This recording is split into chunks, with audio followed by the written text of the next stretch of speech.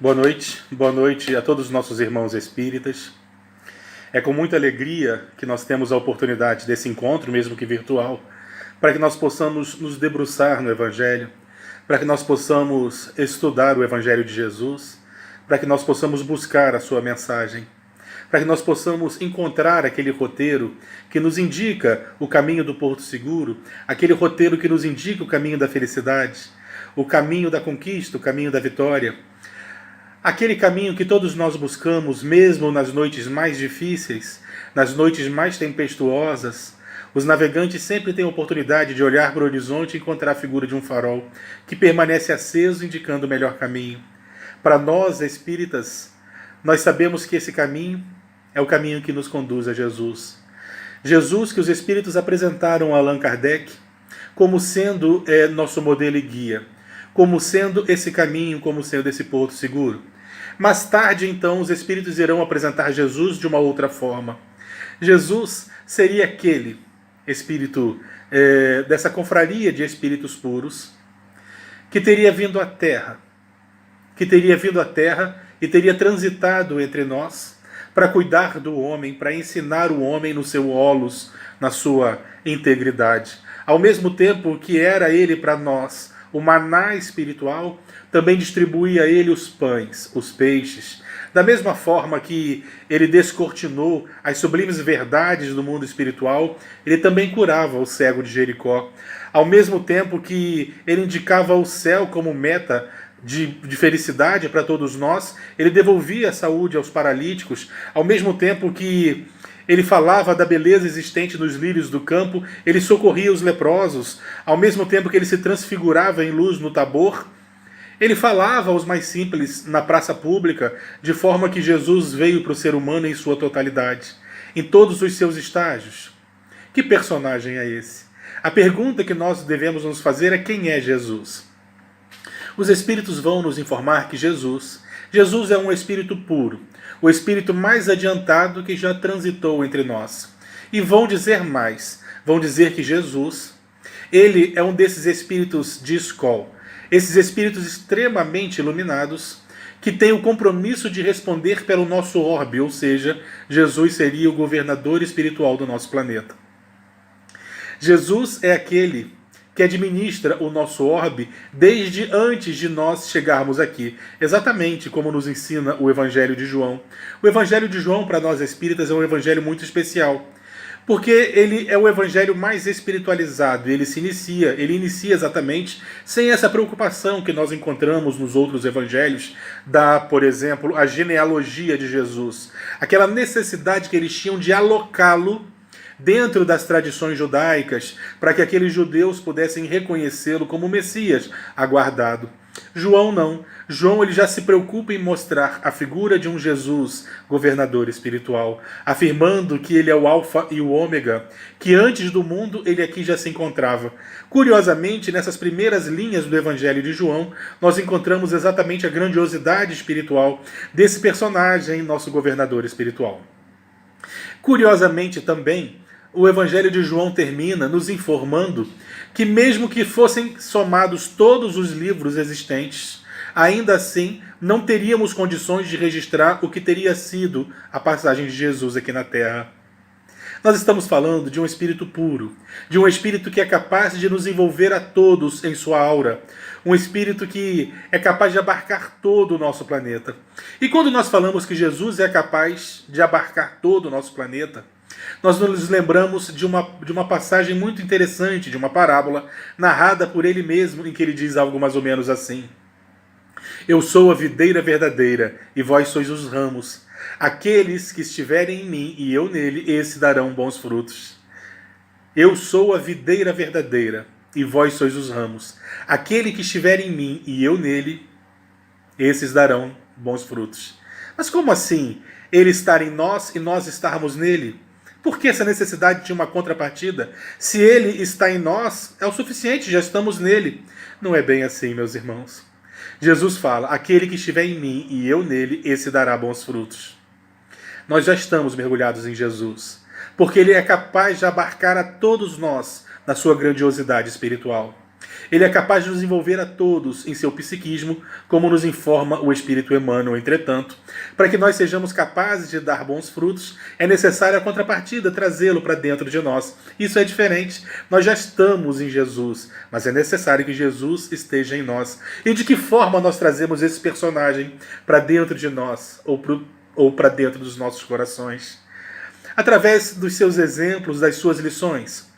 Jesus é como se fosse então esse farol maravilhoso que sempre guia os navegantes no caminho do porto seguro, naquelas noites tempestuosas que vez por outra nós atravessamos, mas quando chamamos por Jesus, invariavelmente, somos sempre atendidos, porque estamos todos mergulhados nesse personagem. Os Espíritos vão nos dizer, inclusive, que Jesus está aqui desde aquele momento que da nebulosa solar se afastaria aquilo que mais tarde, muito mais tarde, seria chamado de nosso planeta. Ele, com o seu próprio psiquismo, teria moldado toda a geologia do nosso planeta. Ele teria moldado a geologia do nosso planeta, que bilhões de anos mais tarde nos receberia como morada. Jesus, então, preparou o nosso planeta no seu resfriamento, nos seus oceanos primitivos. Foi através das suas energias que aqueles primeiros seres, aquelas primeiras moléculas se organizaram e receberam o sopro da vida. Foi através de Jesus, então, que essas moléculas deram origem às primeiras estruturas celulares, que foram lentamente mudando essa paisagem. Foi se formando, então, um palco para receber os principais atores da vida, para recebermos-nos há cerca de 200 mil anos, então. A nossa espécie tem apenas 200 mil anos, um pouco mais ou um pouco menos disso. Aqui no planeta, embora o nosso planeta tenha bilhares de anos. A nossa espécie, então, quando nós aqui chegamos, fomos todos recebidos por Jesus. Nas diversas migrações planetárias, nos diversos momentos em que centenas de espíritos chegaram a esse planeta, nos informam os espíritos que Jesus nos recebeu a todos. Nos recebeu sabedores das nossas dificuldades, das nossas ansiedades, das nossas limitações, dos nossos vícios, e nos recebeu a todos. Nos ofereceu então essa morada para que nós pudéssemos ter aqui, não apenas um lar, mas um educandário, onde nós em algum momento nos matriculamos, e Jesus. Jesus nos conhece a todos através de sua grandiosidade. Consegue enxergar além daquilo que nós, muito além daquilo que nós mesmos conseguimos enxergar. Existe uma crônica muito gostosa que mostra o quanto que Jesus é capaz de nos conhecer a todos. Diz que Maria de Magdala teria ouvido Jesus pela primeira vez em Betsaida, uma praia ao redor do lago de Genezaré, e ela teria se apaixonado por ele de tal forma, por todo aquele encantamento, que seria para ela uma espécie de divisor de águas. Ela jamais tornaria a ser a mesma. E era comum isso com muitos daqueles que cruzaram o caminho com Jesus. Era muito difícil voltar a ser o mesmo. Muitos aproveitaram a oportunidade desse encontro maravilhoso, o encontro com Jesus. Diz então o espírito Humberto de Campos que ela vai a Cafarnaum para encontrá-lo na casa onde ele se hospedava, a casa de Simão Pedro. E chegando a Cafarnaum, chegando à casa de Simão Pedro, enquanto ela está ainda à porta, Jesus estava lá dentro. Ele teria então inclinado a sua cabeça num ângulo de 90 graus e teria dito: Maria. Ela se surpreendeu com ele, dizendo: Mestre, tu me conheces? O que Jesus teria dito: Filha, o bom pastor conhece todas as suas ovelhas. Jesus nos conhece a todos, porque ao nos receber nesse educandário, almas que encarnavam aqui pela primeira vez, almas recém-chegadas das diversas moradas do Pai, que agora nós nos encontrávamos em condição de encarnar num mundo de provas e expiações, Jesus nos recebia nesse planeta, nesse educandário divino. Quando nós lemos sobre isso, o que me vem à cabeça é a lembrança dos diretores de escola. Todas as escolas têm seus diretores, e sempre são pessoas extremamente dignas, educadas. Normalmente são mulheres, a maioria das vezes são mulheres, embora eu também conheça diversos diretores que se destacam. Mas quando nós fazemos uma reflexão de alguns anos atrás, nós sempre lembramos daquelas senhoras que permaneciam à porta das escolas, recebendo os alunos à hora da entrada, e diziam para cada um deles, ela tinha um recado porque os conhecia individualmente. Então quando os alunos iam passando por ela, ela ia dizendo: olha esse uniforme, menino, preciso conversar com seus pais, Fulaninho, seu irmão melhorou, soube que ele não esteve muito bem. Aqueles personagens eram tão envolvidos com o processo da educação que eles conheciam seus alunos particularmente e ficavam à entrada da escola conversando com cada aluno que entrava. Ela reconhecia em cada um daqueles personagens, por detrás desses personagens, a sua história. E assim Jesus nos recebeu a todos nesse planeta. Conhecedor que é das nossas virtudes, mas também dos nossos vícios, do nosso rancor, mas também da nossa alegria, da nossa felicidade, da nossa capacidade de amar. Jesus nos recebeu a todos para que aqui, nesse educandário divino, nós tivéssemos condições de buscarmos a iluminação, de buscarmos então irmos ao teu encontro. Aquele que em determinado momento virava para os seus discípulos e dizia assim: não vos chamo servos, porque um servo não sabe o que faz o seu senhor. Eu vos chamo irmãos, porque tenho revelado com vocês tudo o que tenho da parte do meu Pai. Que coisa linda! Jesus virava aos seus discípulos, que lhes trataria por irmãos. Somos todos irmãos. E mais, a maior mensagem de esperança que ele poderia nos deixar, que atravessaram os séculos, atravessaram os milênios, num determinado momento ele diz para esses discípulos assim: eu sei que no mundo encontrareis aflições, mas tende bom ânimo, eu venci o mundo. As pessoas pensam que Jesus estava se referindo à sua vinda, à cruz, às dificuldades que ele enfrentaria, mas Jesus estava dizendo que ele venceu realmente o mundo como nós também, como nós estamos nessa luta, porque Jesus não é um espírito privilegiado. Ele não foi criado iluminado, isso não existe. Ele é um espírito que galgou os degraus da evolução, que ora hoje nós iniciamos, que ora hoje nós começamos a dar os primeiros passos. Jesus já passou por isso tudo, até porque se ele não tivesse passado por isso tudo que nós passamos, não compreenderia, porque é necessário estar aqui conosco para saber aquilo que nós sofremos, as nossas ansiedades, as nossas dificuldades, as manifestações do nosso ego, o nosso orgulho. Jesus passou por isso tudo. Não adiantou-se por ser privilegiado, adiantou-se porque adquiriu as virtudes, porque lutou como nós lutamos. Tem de bom ânimo, eu venci o mundo. Dizia ele então que não era ele um espírito privilegiado, não, que foi ele um espírito que galgou todos os mesmos degraus que nós ora galgamos. Alguns mais depressa, outros mais devagar, mas não é uma corrida, cada um a seu tempo. Existem aqueles que se adiantam, como nos informa Allan Kardec.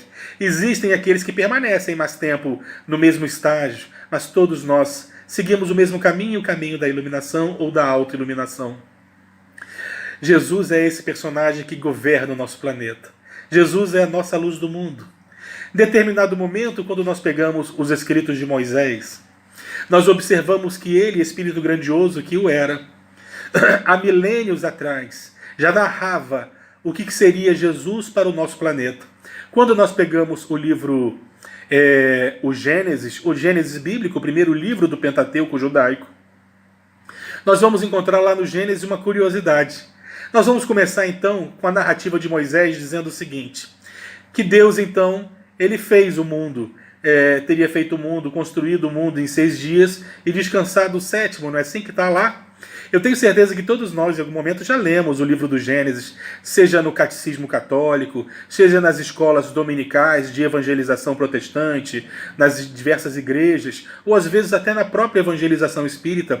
Eu tenho certeza que muitos de nós já lemos, mas tem alguns detalhes que passam batido, que às vezes a gente não percebe. Por exemplo, nós vamos olhar no versículo 4 do primeiro capítulo do Gênesis, nós vamos encontrar algo mais ou menos assim. E Deus fez a luz. E viu que era bom, e gostou de ter feito a luz, porque separava a luz das trevas. Curiosamente, quando nós seguimos os versículos, nós vamos encontrar lá, pelo versículo 14, o seguinte: e Deus fez a luz. Fez a luz para separar a noite do dia, representada por luminares celestes. Ué, como assim? A luz foi feita 2 vezes? A luz foi feita no versículo 4 e depois, mais tarde, lá pelo versículo 14. Por que a luz foi feita 2 vezes? Primeiro, nós temos que analisar que luzes são essas. A primeira luz que foi feita, ela foi feita para separar a luz das trevas. E Deus viu que era bom. Lá, a segunda luz, ela foi para separar o dia da noite. E Deus viu que era bom. Por que a luz foi feita 2 vezes? A primeira luz é Jesus. Jesus é a luz do mundo. Jesus estava aqui conosco antes do céu e da terra, como nos ensina o evangelista João. Jesus estava aqui preparando o nosso orbe para nos receber a todos. E consegue nos envolver a todos, porque estamos mergulhados em Jesus. Porque Jesus é a videira verdadeira e nós somos os ramos. Nós estamos nele, que é governador espiritual do nosso planeta, mas é necessário trazê-lo para dentro de nós, através dos mais sublimes de todos os sentimentos, que é o amor. Nós nos aproximamos de Jesus quando amamos, quando vibramos nas sintonias mais finas, mais sofisticadas e mais sublimes. Em determinado momento ele vai nos dizer: eu sou o caminho, a verdade e a vida. E ninguém vai ao Pai, ninguém chega ao Pai senão por mim. Aí nós começamos a compreender. A partir desse momento, quando nós começamos a engatinhar na compreensão de quem é Jesus, nós começamos a entender essa mensagem, que não é uma mensagem prepotente de um indivíduo arrogante, dizendo que ele é o único caminho, a verdade e a vida, e ninguém chega ao Pai senão por ele. Nós começamos a compreender que o caminho é realmente ele, porque estamos todos mergulhados nele. E quando nós conseguimos vibrar da sintonia que ele nos ensinou, quando nós conseguimos vibrar nas sintonias do amor, nós nos elevamos, nós chegamos ao Pai. Ninguém chega ao Pai se não vibrar nas sintonias do amor. Mas nós temos que tomar muito cuidado com essa frase. Quando nós falamos, eu sou o caminho, a verdade e a vida, e ninguém chega ao Pai se não for por Jesus, se nós não soubermos interpretar muito bem quem é esse Jesus, nós podemos cometer diversos erros, diversos equívocos. Por exemplo, não sei se é sabido, mas cerca de 2/3 da população mundial, 2/3 da humanidade, vive em países não cristãos. Boa parte dessas pessoas, inclusive, nunca ouvirão falar de Jesus. E digo mais, algumas dessas pessoas, inclusive, irão ouvir falar de Jesus não como Salvador, não como Messias, mas como aquele que lidera grupos odiosos, adversários, que implementa guerras. Existem inimigos de Jesus em diversos países, cujas pessoas então herdaram na sua história determinados ódios históricos, justificáveis, naturalmente, nós compreendemos. Sabemos que em nome de Jesus muitos erros foram cometidos no passado, nas cruzadas, na chamada Inquisição. Diversas pessoas então inverteram a cruz de Jesus, a cruz que era símbolo de redenção, e transformaram em símbolo de poder e ódio. E espalharam uma mensagem equivocada, completamente diferente daquele que era todo amor, aquele que era a luz do mundo. Então é natural que em muitos países a figura de Jesus não seja lembrada. É natural que 2/3 da população mundial não conheçam a figura de Jesus como nós a conhecemos, mas nós compreendemos. A verdade é que em todo mundo, Jesus é o único governador. Mas nós sabemos também que em toda a historiografia planetária, antes dele e depois dele, diversos personagens nas diversas línguas, nas diversas civilizações vieram trazer a sua mensagem. Porque nunca ninguém esteve à orfandade aqui na Terra. Nós tivemos então vindos em nome de Jesus. Diversos avatares, diversos desses espíritos maravilhosos vieram trazer a mensagem de Jesus, a mensagem do amor, porque é uma mensagem universal nas diversas culturas, dando origem a diversas religiões. Então, Jesus esteve presente, mesmo que com outros nomes, mesmo que usando outras ferramentas. Jesus sempre esteve entre em todas as populações do globo, em todos os seres humanos, em todas as culturas. Porque quando nós pegamos a origem da maioria das religiões, nós sempre vamos encontrar esses avatares, esses personagens, esses espíritos de Escol, que vieram à Terra em nome de Jesus, para propagar a mensagem do amor, em diversas línguas, sob diversas tradições, mas a mensagem invariavelmente era sempre a mesma, a mensagem do amor. Nós vamos encontrar no Evangelho Espírita que Jesus, quando esteve entre nós, e disse a sublime palavra amor, os povos sobressaltaram-se, e os mártires, ébrios de esperança, não temeram mais os circos. Diz os Espíritos no Evangelho o seguinte, que no seu princípio o homem só possuía instintos. Mais tarde, quando mais depurado, passa a ter sensações. Quando mais depurado, passa a ter sentimentos. E o sublime, o ponto máximo dos sentimentos é o amor, porque é o sentimento por excelência. Não o amor no sentido vulgar do termo, mas esse sol encorajador, esse sol que consegue reunir em seu ardente foco as mais belas aspirações, que fazem com que nós, anões, agigantemo-nos, que fazem com que indivíduos cresçam, que indivíduos sejam corajosos, que fazem com que indivíduos covardes e titubeantes de repente se transformam em personagens angélicos, como a figura de Pedro. Pedro, que era covarde, titubeante, num determinado momento agressivo, ele se transforma num dos personagens mais doces e mais proativos de todo o Evangelho, a figura de Paulo, o convertido na estrada de Damasco, e tantos outros personagens que ao conhecerem Jesus, e às vezes não pessoalmente, ao conhecerem sua mensagem, agigantam-se, porque esse é o objetivo, esse é o propósito. O propósito de Jesus é que nós possamos nos vencer, vencermos-nos, esse é o nosso objetivo. Allan Kardec, quando ele define a doutrina espírita, ele a define como sendo uma ciência, não é assim? Uma ciência baseada na comunicabilidade dos espíritos, na pluralidade de mundos habitados, na reencarnação, na vida após morte. Todas essas ferramentas que Allan Kardec nos apresenta servem para o objetivo principal, que é a reforma íntima e a caridade. De nada adianta nós sabermos que existem muitas moradas na casa do Pai, diversos educandários, e que ora nós estamos aqui e daqui seguiremos para outros mundos.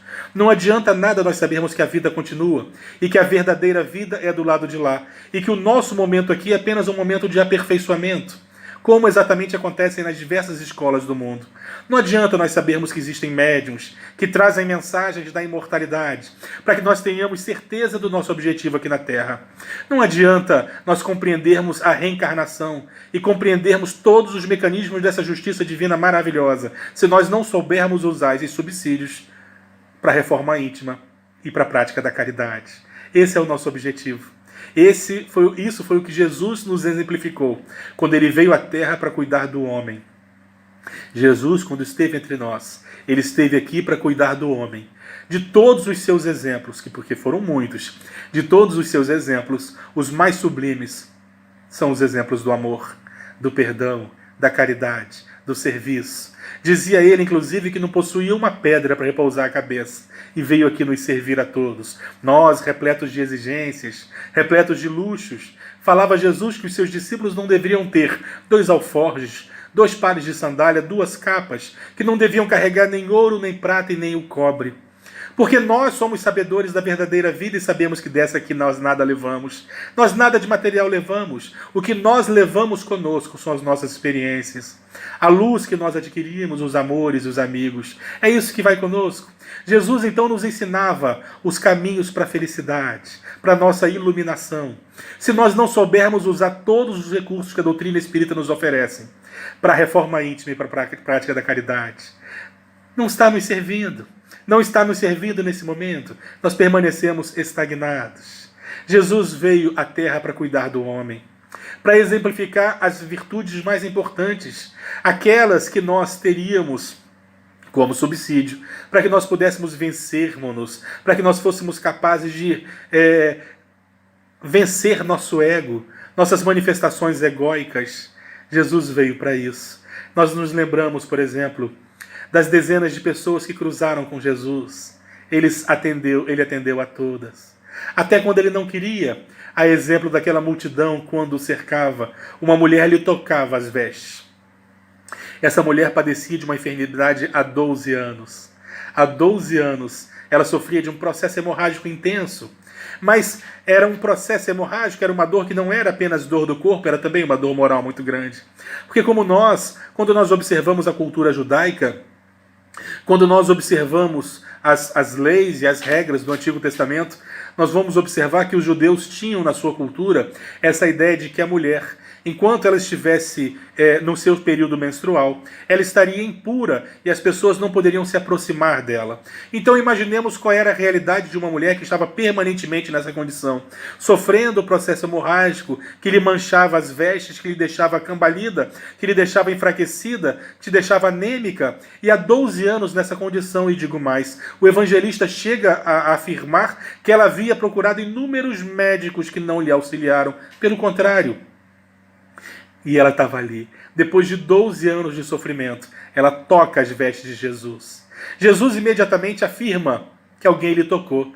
O que Pedro fica assustado, porque muitos o tocavam naquele momento. E Pedro perguntava, mas mestre, como é que nós vamos saber quem exatamente te tocou? Porque muitos estão te tocando. E Jesus fala, eu senti sair de mim uma virtude. De repente ela se jogava na sua frente e contava toda a sua história. Jesus, após ouvir toda a história daquela mulher, disse, vai, filha, ser curada do seu mal, a tua fé te salvou. Jesus curava até quando não era sua intenção direta curar, porque essa mulher chega por detrás, toca a barra das suas vestes. A quantidade de amor que ele emanava, que ele vibrava, atendia e socorria todos aqueles que estavam aptos a recebê-la. Todos aqueles que tinham um mínimo de fé, que era o suficiente, que era o necessário para ter Jesus como um divisor de águas. Nós lembramos, por exemplo, de Bartimeu, o cego de Jericó. Nós lembramos de Jesus chamando Bartimeu, enquanto ele gritava desesperadamente, Jesus, filho de Davi, me socorre, filho de Davi, me socorre. E as pessoas mandavam que ele se calasse. Ele insiste, e ele chamava de Jesus, filho de Davi, porque era também ele, Bartimeu, um judeu, e conhecia então as tradições e sabia que o Messias esperado viria da linhagem de Davi, então ele gritava, Jesus, filho de Davi. Reconhecia ele, Jesus, então, como o Messias, quando ele chamava Jesus, filho de Davi.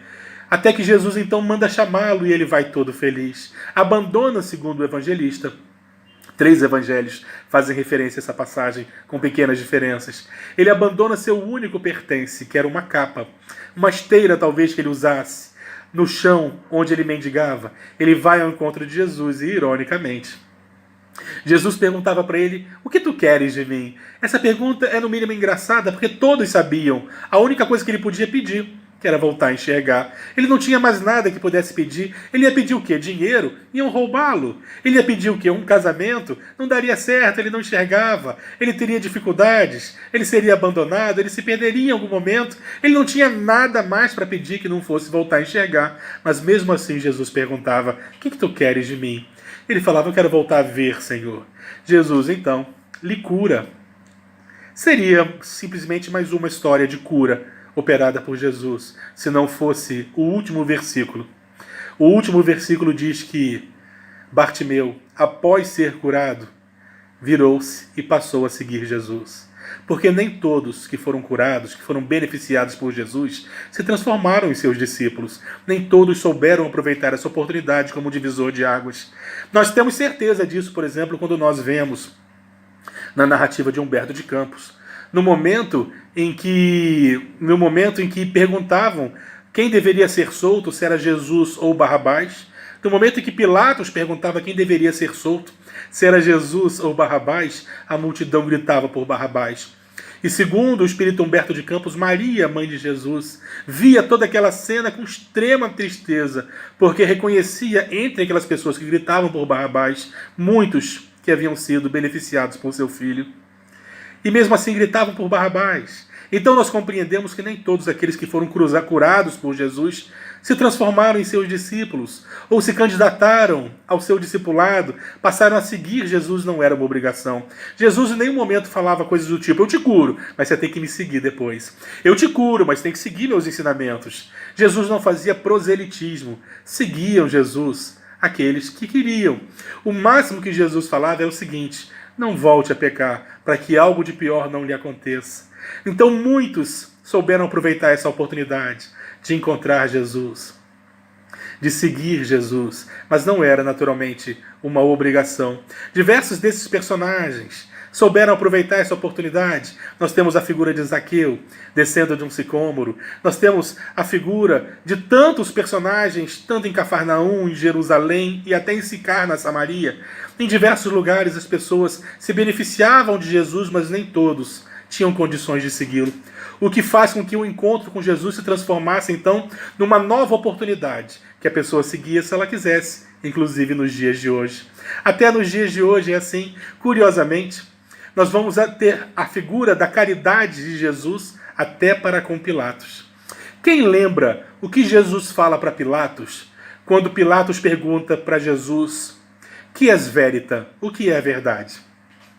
Quem aqui se lembra o que Jesus responde? Lembraram? Jesus não responde nada. Jesus permanece em silêncio. Que silêncio é esse? É o silêncio dos covardes? É claro que não. Quando Jesus permanece em silêncio, ele está fazendo uma caridade para Pilatos. Ele poderia ter dito, Pilatos, eu sou a verdade. Eu sou a verdade. Aliás, o caminho, a verdade e a vida. Mas ele permanece em silêncio. Sabe por quê? Esse silêncio foi o silêncio da caridade, o silêncio do caritativo. Porque se ele falasse para Pilatos o que era a verdade, Pilatos teria por obrigação que seguir a verdade. Porque conheceis a verdade vos libertará. Se a partir do momento que o indivíduo conhece a verdade e faz a opção por não segui-la, ele acaba assumindo um compromisso para ele mesmo. Então, por caridade, percebendo Jesus que Pilatos não teria condições de compreender a verdade, por caridade, Jesus faz o silêncio. Não era o silêncio dos covardes, era o silêncio dos espíritos superiores, sublimados, compreendedores da nossa pequenez, das nossas dificuldades. Jesus permanecia em silêncio. Ele poderia ter dito muitas verdades para Pilatos, mas por caridade, percebendo que Pilatos não teria condições de suportar aquelas verdades, ele permanece em silêncio. Sabe por quê? Nós somos cobrados de acordo com o nosso conhecimento, com aquilo que nós já possuímos. Muito será cobrado a quem muito foi dado, e é justo que seja assim. Quem mais sabe é quem mais tem que fazer. Aquelas pessoas que não sabem sempre vão ter a justificativa ou a desculpa de que não o fizeram porque não sabiam. Mas a partir do momento que você sabe, você tem que se mudar, tem que ser diferente. E se Jesus dissesse para Pilatos a verdade, ele estaria exigindo que Pilatos desse para ele aquilo que Pilatos não tinha condições de dar ainda. Então, por caridade, Jesus permanece em silêncio. Que és verita? O que é verdade? Jesus permanece em silêncio. Meus irmãos, eu gostaria de começar a encerrar o nosso estudo, relembrando agora de Allan Kardec. Diz no espírito Humberto de Campos que Allan Kardec teve um sonho. Allan Kardec sonhava também, naturalmente, era humano como nós. Allan Kardec teve um sonho. Nesse sonho, ele despertava do mundo espiritual ao lado de um anjo. E esse anjo, então, ia conduzindo a regiões de muita dor e muito sofrimento no mundo espiritual. Nós sabemos que existem paisagens terríveis no mundo espiritual, porque essas paisagens, esses ambientes do mundo espiritual, são extensões daquilo que nós somos, não é isso? Se nós ainda vibramos muita dor, muito sofrimento, é natural que os nossos pensamentos, que são capazes de construir coisas incríveis, construam para o mundo espiritual paisagens que nós chamamos de umbrais. Allan Kardec, então, foi conduzido a uma região de muita dor e muito sofrimento, como ele não era capaz de imaginar que essas regiões existiam. Ele foi conduzido para um vale terrível, onde a única coisa que ele ouvia eram gargalhadas de loucura, gritos de dor. E eram pessoas que permaneciam há muito tempo naquele vale de dor, de sofrimento, de lágrimas e ranger de dentes. Ele fica tão impactado, mas fica tão impactado com aquela cena, que ele pergunta ao anjo que ele conduzia, quem são esses homens? Quem são essas pessoas que estão aí em intenso sofrimento? O que o espírito teria lhe respondido, não reconhece, não sabe quem são, tenta adivinhar. Então, Kardec se pergunta, seriam essas pessoas aquelas pessoas que puseram Jesus na cruz? O que o anjo lhe responde, não. Aquelas pessoas erraram porque não sabiam o que estavam fazendo.